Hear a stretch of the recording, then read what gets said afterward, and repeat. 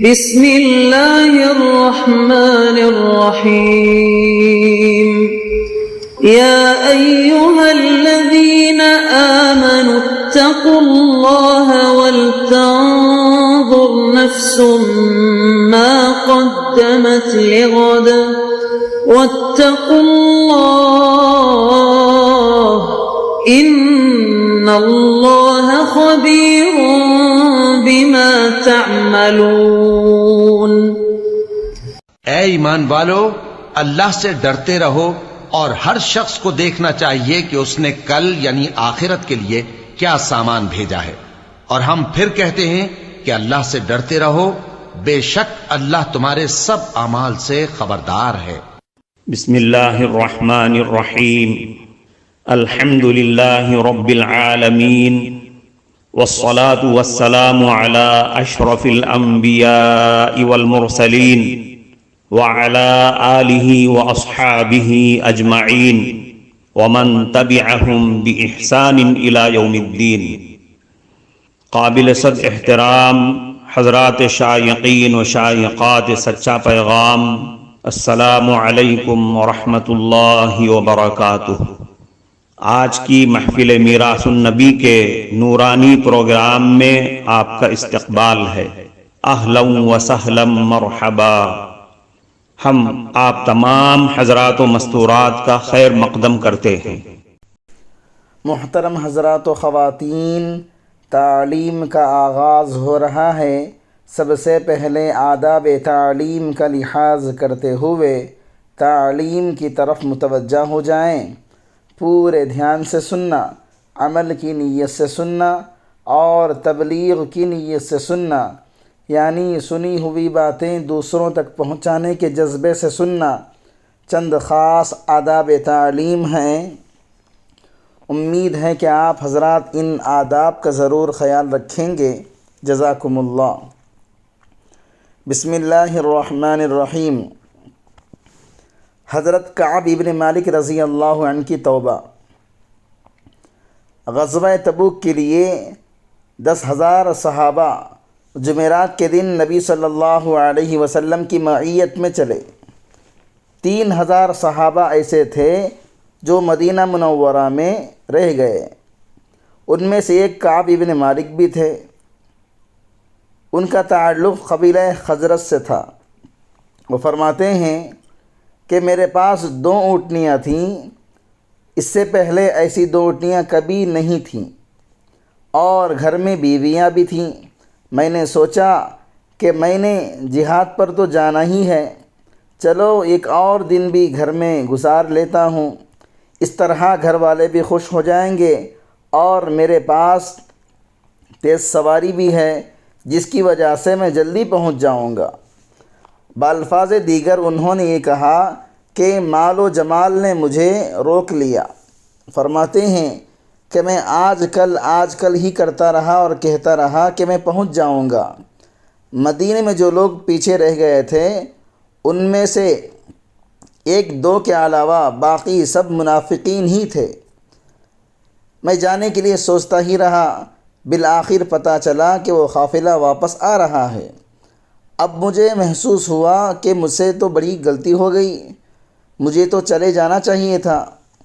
نبی صلی اللہ علیہ وسلم واپس تشریف لے آئے تو منافقین آپ صلی اللہ علیہ وسلم کے پاس گئے اور قسمیں کھا کر اپنے عذر پیش کر دیے کہ ہم اس وجہ سے غزوے میں نہ جا سکے۔ اللہ کے محبوب صلی اللہ علیہ وسلم ان کی قسموں کو سن کر ٹھیک ہے فرماتے رہے۔ میں نے دل میں سوچا کہ میں جھوٹی قسم کھا کر نبی صلی اللہ علیہ وسلم کو تو خاموش کر دوں گا، لیکن اللہ تعالیٰ تو دلوں کی کیفیت کو جانتے ہیں، جھوٹ ہوتا ہے، لہذا مجھے نبی صلی اللہ علیہ وسلم کے سامنے بلا کم و کاشت سچی بات کہہ دینی چاہیے۔ چنانچہ میں نے خدمت اقدس صلی اللہ علیہ وسلم میں حاضر ہو کر عرض کیا، اے اللہ کے نبی صلی اللہ علیہ وسلم، مجھ سے سستی ہو گئی ورنہ میں جلدی بھی نکل سکتا تھا۔ نبی صلی اللہ علیہ وسلم نے ارشاد فرمایا، چونکہ تم نے وضاحت سے بات بتلا دی ہے، اس لیے جب تک ہمیں اوپر سے اشارہ نہیں ہوگا ہم اس بات کا جواب نہیں دیں گے۔ اس لیے نبی صلی اللہ علیہ وسلم نے صحابہ کرام کو بھی فرما دیا کہ تم اس بندے سے بات چیت نہیں کرو گے۔ وہ فرماتے ہیں ایک میں تھا اور میرے علاوہ 2 ساتھی اور بھی تھے، ایک مرارہ ابن ربی اور دوسرے ہلال ابن امیہ رضی اللہ عنہما۔ ان دونوں کا تعلق قبیلہ اوس سے تھا۔ وہ دونوں اپنے اپنے گھروں میں بند ہو کر رہ گئے، لیکن میں آتا رہا۔ اس طرح مجھے لوگوں کے ریاکشن یعنی رد عمل کا پتہ چلتا رہتا تھا۔ میں نے ایک دن اپنے کزن حضرت ابو قتادہ رضی اللہ عنہ سے بات کرنا چاہا، لیکن اس نے مجھے جواب ہی نہ دیا۔ میں تو اسے اپنا جگری دوست سمجھتا تھا، لیکن اس نے بھی بے رخی کا مظاہرہ کیا۔ میں نے اس سے کہا اے ابو قتادہ، کیا آپ جانتے ہیں کہ میں اللہ اور اس کے رسول سے محبت کرتا ہوں؟ انہوں نے جواب دیا اللہ اور اس کے رسول بہتر جانتے ہیں۔ اس کا یہ جواب سن کر میں بہت ہی پریشان ہوا کہ اب میرا حال یہ ہے کہ مجھ سے کوئی بات کرنا پسند نہیں کر رہا ہے۔ میرے دل میں یہ غم تھا کہ اگر اسی حالت میں میری موت آ گئی تو نبی صلی اللہ علیہ وسلم میرے جنازے کی نماز بھی نہیں پڑھائیں گے، اور اگر نبی صلی اللہ علیہ وسلم دنیا سے تشریف لے گئے تو اللہ کے محبوب صلی اللہ علیہ وسلم ناراض ہو جائیں گے۔ اور یہ بھی خسارے سے کم نہیں تھا۔ اس غم نے مجھے بے چین کر دیا۔ ایک مصیبت اور بھی آ پڑی۔ یہ بات چلتے چلتے عیسائیوں کے بادشاہ شاہ غسان جبلہ ابن ایہم تک جا پہنچی۔ اس نے کسی کے ذریعے میری طرف ایک خط بھیجا۔ اس میں اس نے لکھا کہ تمہارے سردار نے تمہیں بہت مشکل میں ڈالا ہوا ہے، لہذا اگر تم میرے پاس آ جاؤ تو میں تمہاری بھی مدد کروں گا اور تمہیں عزت بھی دوں گا۔ میں نے اس کا وہ خط تو تنور میں پھینک دیا، لیکن مجھے دکھ اس بات کا تھا کہ شیطان کو حملہ کرنے کے لیے میں ہی ملا تھا کہ اب کافر مجھ سے طمع رکھنے لگ گئے ہیں۔ میں اتنا نیچے گر گیا ہوں اور میری حالت اتنی پتلی ہو گئی ہے کہ کافروں کو مجھ سے اتنی بات کرنے کی جرأت ہو گئی ہے۔ اس کا یہ خط مجھ پر بجلی بن کر گرا۔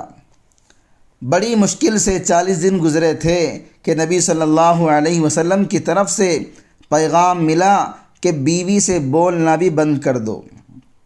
بیوی تو بڑھاپے کی لاٹھی ہوتی ہے، اس کی جتنی ضرورت جوانی میں ہوتی ہے اس سے زیادہ ضرورت بڑھاپے میں ہوتی ہے، کیونکہ سارے کام وہی سمیٹتی ہے۔ جب بیوی سے نہ بولنے کا حکم ہوا تو پریشانی اور بھی زیادہ بڑھ گئی۔ میرے دوسرے ساتھی ہلال ابن امیہ نبی صلی اللہ علیہ وسلم کی خدمت میں حاضر ہوئے اور عرض کیا اے اللہ کے نبی صلی اللہ علیہ وسلم، میں بوڑھا ہوں اور مجھے خدمت کی ضرورت ہے۔ فرمایا ہاں، تمہاری بیوی تمہارے باقی کام کر سکتی ہے، لیکن تم حقوق زوجیت ادا نہیں کر سکتے۔ مجھے بھی لوگ کہتے ہیں کہ تم بھی چلے جاؤ، لیکن مجھے شرم محسوس ہوئی کہ میں کیسے جاؤں۔ میری یہ حالت ہو گئی کہ مجھے زمین کے اوپر سے زمین کے اندر کا زیادہ اچھا محسوس ہونے لگا۔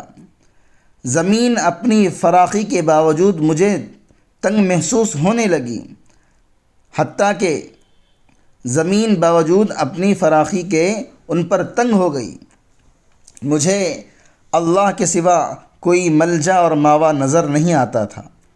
یہ ایسے ہی ہوتا ہے کہ آج کل کے دنیا دار لوگ مہینے کی ابتدا میں تنخواہ ہاتھ میں لے کر کہتے ہیں لوٹ لو موج بہار، اور جب 20-25 دن گزر جائے اور قرضے چڑھنے لگ جائے تو کہتے ہیں بلا لو مدینے والے۔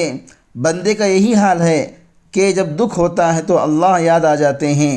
فرماتے ہیں مجھے بھی رہ رہ کر خدا یاد آتا تھا کہ اے اللہ اب میری نظریں تیرے ہی رحمت کی منتظر ہیں۔ میں اللہ کی طرف رجوع کر کے روتا تھا۔ جب 50 دن گزر گئے تو نبی صلی اللہ علیہ وسلم ام المؤمنین حضرت ام سلمہ رضی اللہ عنہا کے گھر میں تشریف فرما تھے۔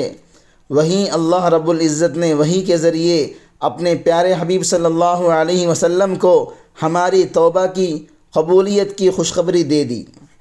جب نبی صلی اللہ علیہ وسلم نے یہ ارشاد فرمایا تو قبیلہ اوس کے حمزہ ابن عمر رضی اللہ عنہ بھاگ کر میرے پاس آئے اور انہوں نے مجھے آ کر بتلایا کہ محترم ناظرین کرام، اس دینی اور ایمانی بیان کو سننے کے دوران ہی اس کو لائک کر دیجئے اور شیئر بھی کر دیجئے تاکہ دوسرے بھی اس سے فائدہ اٹھا سکیں۔ اللہ آپ کو جزائے خیر عطا۔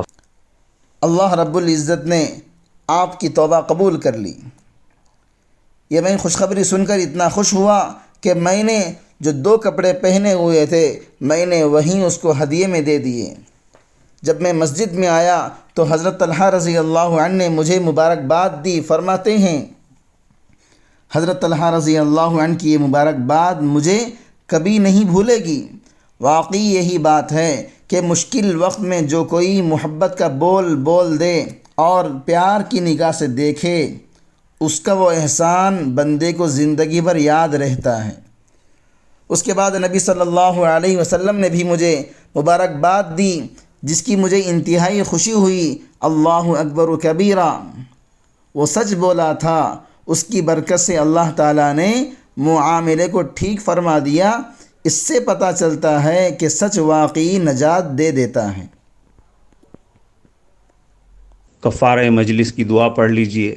سبحانک اللہم و بحمدک، اشہد ان لا الہ الا انت، استغفرک و اتوب الیک۔